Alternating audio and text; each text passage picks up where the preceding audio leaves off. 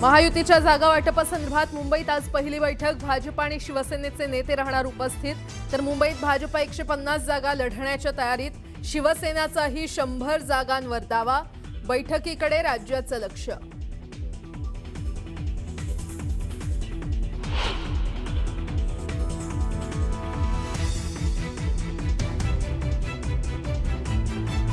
राज्यात महापालिका निवडणुकांचं बिगुल वाजलं।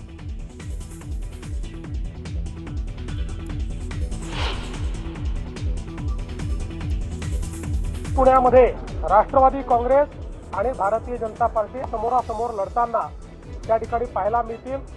पण असं असलं तरीही मैत्रीपूर्ण लढत असेल, याच्यामध्ये कुठेही कटुता नसेल।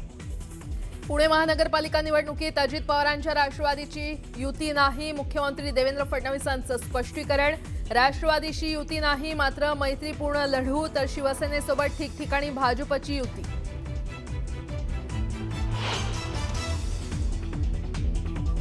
मुंबईची जनता महायुती सोबतच राहणार। दोन्ही ठाकरे बंधूंसह काँग्रेसही सोबत आली तरी महायुतीच जिंकेल।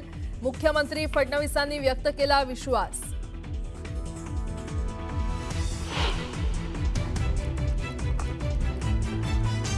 वरळीत ठाकरेंच्या शिवसेनेचा आज मेळावा। करून दाखवलंय ते अभिमानानं सांगूया या शीर्षकाखाली मेळाव्याचं आयोजन। आदित्य ठाकरे काय आरोप करणार याकडे लक्ष।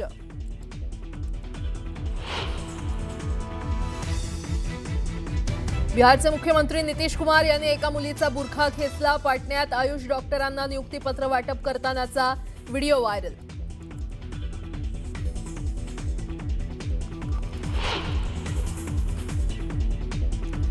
पुण्यातील गुंड बंडू आंदेकरच्या घरावर पुणे पोलिसांची छापेमारी। 3 पिस्तूल तसंच 20 ते 22 लाख रुपयांची रोकड जप्त।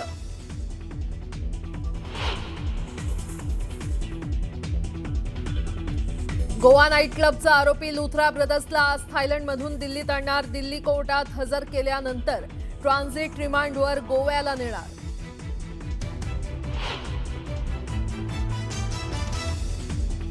आज संसदेत सादर करण्यात येणार मनरेगाचं नाव बदलणारं विधेयक। कृषी मंत्री शिवराज सिंह चौहान लोकसभेत सादर करणार विधेयक। मनरेगा योजनेची जागा घेणार विकसित भारतजी रामजी।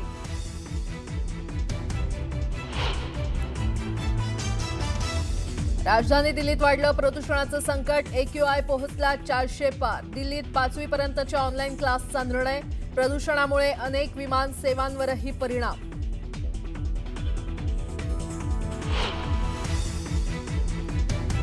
काश्मीरच्या उधमपूरमध्ये सुरक्षा दल आणि दहशतवाद्यांमध्ये चकमक। जैश ए मोहम्मदच्या 3 अतिरेक्यांना घेरलं। चकमकीदरम्यान 1 कमांडो शहीद।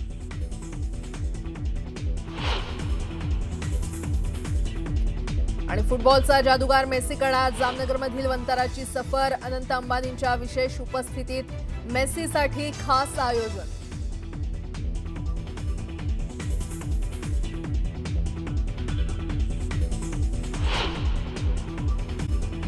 राज्यातील 29 महानगरपालिकांच्या निवडणुकांची घोषणा झालेली आहे। 15 जानेवारीला मतदान होणार आहे। 16 जानेवारीला निकाल लागणार आहेत। सगळ्या निवडणुका एकाच टप्प्यात होणार आहेत। मुंबईमध्ये 11 लाख दुबार मतदार आहेत। दुबार मतदारांच्या नावासमोर डबल स्टार असणार असल्याचं निवडणूक आयोगानं म्हटलंय। तर दुबार मतदारांकडून कुठल्या मतदान केंद्रावर मतदान करणार हे लिहून घेतल्याची माहिती त्यांनी दिली आहे। तर मतदार यादी दुरुस्तीचा अधिकार आयोगाला नसल्याचं ते म्हणाले।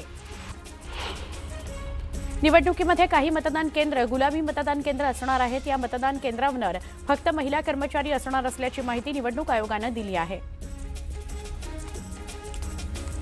निवडणूक होणाऱ्या महापालिका क्षेत्रामध्ये आजपासून आचारसंहिता लागू झालेली आहे। ही आचारसंहिता 29 महापालिका क्षेत्रांमध्ये असणार आहे। नामनिर्देशन स्वीकारण्याची तारीख 23 आणि 30 डिसेंबर असणार आहे। नामनिर्देशनाची छाननी 31 डिसेंबरला होईल। दरम्यान उमेदवारी माघारीची मुदत 2 जानेवारी 2026 पर्यंत असणार आहे। निवडणूक चिन्ह वाटप आणि उमेदवारांची अंतिम यादी 3 जानेवारीला जाहीर केली जाणार आहे। मुंबई महापालिकेच्या जागा वाटपाकरता भाजप आणि शिवसेनेच्या बैठकीचं आयोजन आज करण्यात आलंय। मुंबईमध्ये भाजप 150 जागांवर लढण्याच्या तयारीत आहे, तर शिवसेनेनेही 100 जागांवर दावा केलेला आहे असं कळतंय। पालिका निवडणुकीत जास्तीत जास्त ठिकाणी भाजप आणि शिवसेनेची युती होणार आहे. मुख्यमंत्री देवेंद्र फडणवीसांनी ही माहिती दिली. तर शिवसेना आणि भाजप एकमेकांच्या पक्षाच्या नेत्यांचे पक्षप्रवेश करणार नसल्याचंही ते म्हणाले. पुणे महापालिका निवडणूक राष्ट्रवादी काँग्रेस आणि भाजप समोरासमोर लढणार आहे. मुख्यमंत्री देवेंद्र फडणवीसांनी ही माहिती दिली. तर पुण्यामध्ये भाजप आणि राष्ट्रवादी काँग्रेस दोन्ही पक्ष मोठे पक्ष असल्याचंही ते म्हणाले. पिंपरी चिंचवडमध्येही राष्ट्रवादी काँग्रेस आणि भाजप एकत्र लढणार नसल्याचं त्यांनी सांगितलं. मुंबई महापालिकेची निवडणूक काँग्रेस स्वबळावर लढणार आहे. मुंबई काँग्रेसच्या अध्यक्ष वर्षा गायकवाड यांनी ही घोषणा केली. पालिका निवडणुकीत भाजपला मोठं यश मिळणार असल्याचा विश्वास देवेंद्र फडणवीसांनी व्यक्त केला. तर जास्तीत जास्त जागा भाजप जिंकणार आहे असंही ते म्हणाले. मतदार याद्यांमध्ये अनेक ठिकाणी घोळ आहेत, ते आम्ही सुद्धा दाखवल्याचं फडणवीसांनी म्हटलंय. तर निवडणुका पुढे ढकलण्याची विरोधकांची मागणी योग्य नसल्याचंही ते म्हणाले. पारदर्शक निवडणुकांकरता बॅलेटवर निवडणूक घेण्याची मागणी जयंता पाटलांनी केली. ज्यांना आपल्या मागे लोक आहेत असा आत्मविश्वास आहे, त्यांनी बॅलेटवरच निवडणुका करण्याचा आग्रह करा असं म्हणत त्यांनी भाजपला टोला लगावला. नांदेडमध्ये भाजपसोबत युतीची आमची तयारी असल्याचं शिवसेना आमदार हेमंत पाटलांनी म्हटलंय.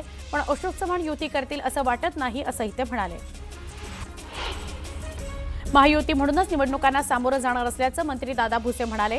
तर नाशिक आणि मालेगावमध्ये युतीचं जागावाटप ठरलं नसल्याची माहितीही त्यांनी दिली. धुळ्यामध्ये राष्ट्रवादी काँग्रेस शरदचंद्र पवार पक्षाला मोठा धक्का बसलाय.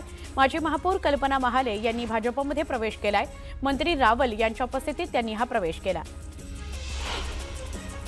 अंबरनाथमध्ये नगर परिषदेसाठी 20 डिसेंबर रोजी मतदान होणार आहे. या पार्श्वभूमीवर पोलिसांची नाकेबंदी आणखी कडेकोट झाली आहे. अंबरनाथ शहरामध्ये येण्याकरता जे प्रवेशद्वार मुख्य रस्ते आहेत त्या ठिकाणी पोलीस नाकेबंदीच्या माध्यमातून शहरात प्रवेश करणाऱ्या प्रत्येक वाहनाची तपासणी केली जाणार आहे आणि मगच त्यांना प्रवेश दिला जाणार आहे. धाराशिव पोलिसांनी नोटीस बजावूनही भूम तालुक्यातील आरसोली पुरण या शिवारामध्ये रविवारी दुपारी रेड्यांच्या झुंजीचं आयोजन करण्यात आलं होतं. अलमप्रभू यात्रेनिमित्त रेड्यांच्या झुंजी लावण्यात आल्या. यावेळी 2 गटांमध्ये हाणामारीसह दगडफेकही झाली. या प्रकरणी नगराध्यक्ष विजयसिंह थोरात यांच्यासह 13 जणांच्या विरोधात भूम पोलीस ठाण्यात गुन्हा नोंदवण्यात आलेला आहे. मावळ तालुक्यामध्ये तापमानात लक्षणीय घट झाली आहे. थंडीपासून बचाव करण्याकरता नागरिक शेकोटीचा आधार घेत आहेत. जुना पुणे मुंबई महामार्गावर अमरदेवी मंदिर, घोरडेश्वर देवालय तसंच तळेगाव दाभाडे सीआरपीएफ कंपाऊंड या परिसरामध्ये रात्रीच्या वेळी वेश्या व्यवसाय सुरू असल्याच्या तक्रारी वाढल्या आहेत. शिवसेनेच्या शिष्टमंडळानं पोलीस निरीक्षकांची या संदर्भात भेट घेतली आणि त्यांना याची कल्पना दिली. आपण या संदर्भात काय पावलं उचलणार याचीही त्यांनी माहिती घेतली. छत्रपती संभाजीनगर महानगर निवडणुकांचा बिगुल वाजलेला आहे. महानगरपालिका निवडणुकांचा आणि या निवडणुकीत 115 नगरसेवक निवडून महापालिकेमध्ये जाणार आहेत. यंदाचं राजकारण पाहता उमेदवारांची संख्या मोठ्या प्रमाणात वाढण्याची शक्यता आहे. गेल्या 10 वर्षात 4 लाख मतदार वाढले आहेत. त्यामुळे कोण भारी ठरणार आणि कोण घरी बसणार हे पाहणं महत्त्वाचं आहे. मुंबईतील हवेचा सरासरी दर्जा काल मध्यम श्रेणीमध्ये नोंदवला गेला.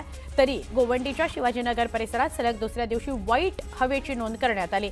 काल मुंबईच्या हवेचा गुणवत्ता निर्देशांक 119 इतका नोंदवला गेला.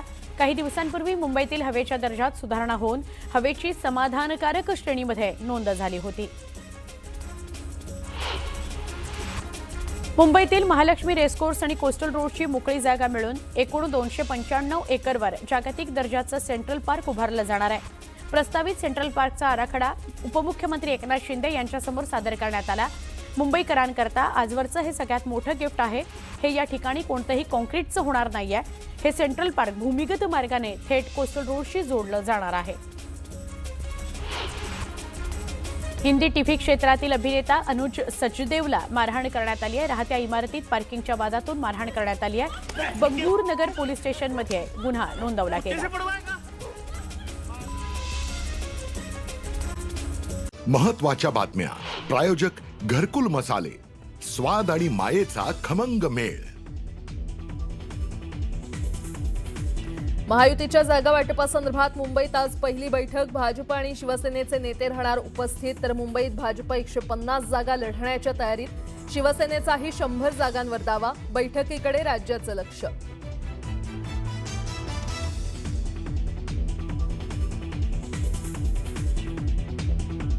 मतदानाचा दिनांक 15 जानेवारी 2026, मतमोजणीचा दिनांक 16 जानेवारी 2026. राज्यात महापालिका निवडणुकांचं बिगुल वाजलं.